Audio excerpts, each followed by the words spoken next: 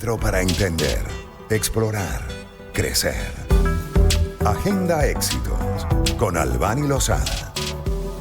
Son las 5:50 de la tarde. Tengo un invitado de lujo, la verdad, a esta hora en el programa, porque vamos a hablar de las relaciones comerciales entre Colombia y Venezuela. Hay que decir que Colombia y Venezuela avanzan en una ambiciosa agenda bilateral que incluye la instalación de agregados militares en ambos países, la primera importación de gas licuado venezolano en años y una propuesta de doble nacionalidad, según reveló el embajador colombiano en Caracas, Milton Rengifo Hernández. Rengifo se refirió al aplazamiento de la reunión que estaba prevista para el pasado 13 de marzo en la frontera entre ambos países con el presidente Gustavo Petro, que como recordarán pues fue suspendida con menos de 24 horas de anticipación tras invocar Venezuela razones de seguridad.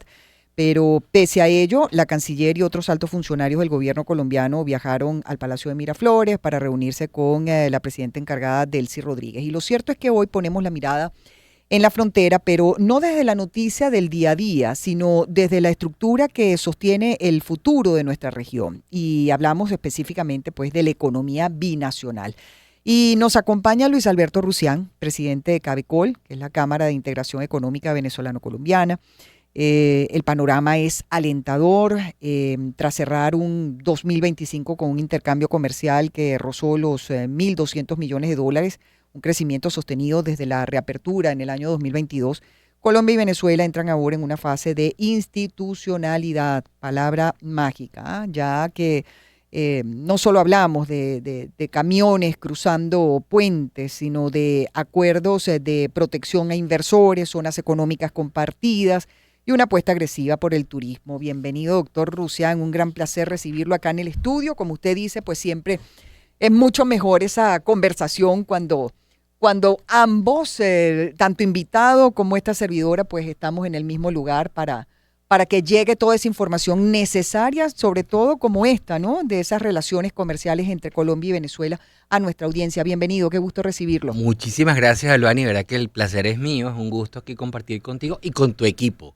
Porque tu equipo también es muy laborioso, ha hecho muy bien la tarea, hace el seguimiento sí, y de verdad que lo felicito por el nivel. Sí, verdad. Señor. Bueno, es cuestión de respeto a nuestra audiencia que se merece, pues bueno, un trabajo hecho con calidad, como tiene que ser. Ahora hablemos, doctor Rusián, de la agenda comercial, las cifras, los acuerdos con los inversionistas.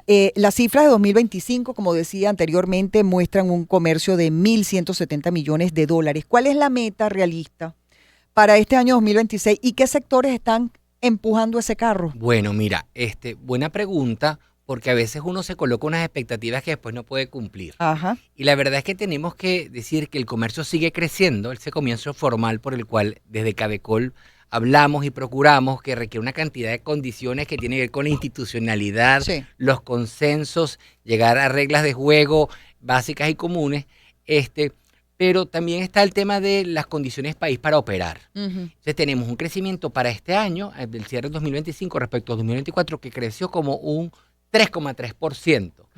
Eso a pesar de que las importaciones de Colombia hacia Venezuela crecieron como un 7%. Correcto. Pero es que las exportaciones de Venezuela a Colombia cayeron un 22%. Claro, como el orden de magnitud de las exportaciones de nosotros para allá es mucho menor que las de allá para acá, entonces el efecto no es tan notorio en el resultado final. Pero una de las tareas importantes es que en todo este tema de los encuentros y las conversaciones, y como bien decías al comienzo, hubo una reunión, aunque no vino el presidente Petro, la presidencia en Venezuela, ¿verdad? La presidenta interina Delcy Rodríguez recibió a toda una delegación amplia desde Colombia Venezuela, sí, que venía inclusive la gente del sector de seguridad, ¿verdad? Ahí viste que parte de eso tiene que ver con que el sector de seguridad de Colombia y el de Venezuela se sientan porque hay que ver cómo trabajamos, no sé si de manera conjunta o al menos de manera espejo. Es decir, que se coordinen las actividades de un lado y del otro de la frontera para tratar de dar seguridad a la frontera y a los territorios nacionales como tal. Entonces, cuando nos ponemos de acuerdo con esas reglas y tratamos de que la manera de operar, el tema, por ejemplo, los servicios, la infraestructura que impacta los costos del empresario en Venezuela, Tratemos entonces de ver cómo nos ayudamos. Y por ejemplo, por ahí hay una iniciativa importantísima, que es que nosotros estamos llevando gas a Colombia, que le hace falta. Ajá. Inclusive un gesto de muy buena voluntad del gobierno de Venezuela, que donó unos cargamentos de unas cisternas de gas, pero también está enfrente la negociación de una interconexión eléctrica de Colombia hacia Venezuela para Qué que buena compense falta que nos hace sí, falta, sí. y que si a lo mejor no va a llegar al lugar donde más se requiere, bueno, es un tema de un alivio y que va a permitir y va a liberar carga eléctrica para otras actividades que son necesarias en el país. Sí. Entonces, nos vamos ayudando desde la infraestructura. Entonces, eso contribuye, porque una de las cosas que está afectando acá al productor venezolano es que los servicios no son constantes. Entonces, hay que tomar en cuenta y hay que tener como redundancias, hay que hacer malabares que no hacen los empresarios en otro lugar para tratar de producir, entonces son menos competitivos, entonces son más costosos. Claro. O sea, a la hora de exportar y de importar, los productos tienen que ser buenos y competitivos. Entonces, por eso es que aquí se reciben muy bien los productos colombianos, que son buenos y competitivos, y los venezolanos, que son buenos, no todos son competitivos. Los sectores, bueno, mira, podríamos decir que desde el sector privado, el caballito de batalla es el sector siderúrgico. Lo que estamos exportando más de Colombia desde que es siderúrgico, y por cierto, es una empresa muy, muy famosa que está en occidente del país, en Zulia, que hace vida en Cabecol, y nos sentimos muy orgullosos de eso, y que ha demostrado que esas industrias básicas que siempre se habló siguen dando la batalla, ¿no? También el tema de productos químicos, orgánicos, inorgánicos, por parte de Venezuela. En Colombia hacia Venezuela, podríamos decir que los productos que están liderando tienen que ver también con aceites y con ese tipo de cosas, pero también tienen confites, caramelos, es un poco más amplia, ¿verdad?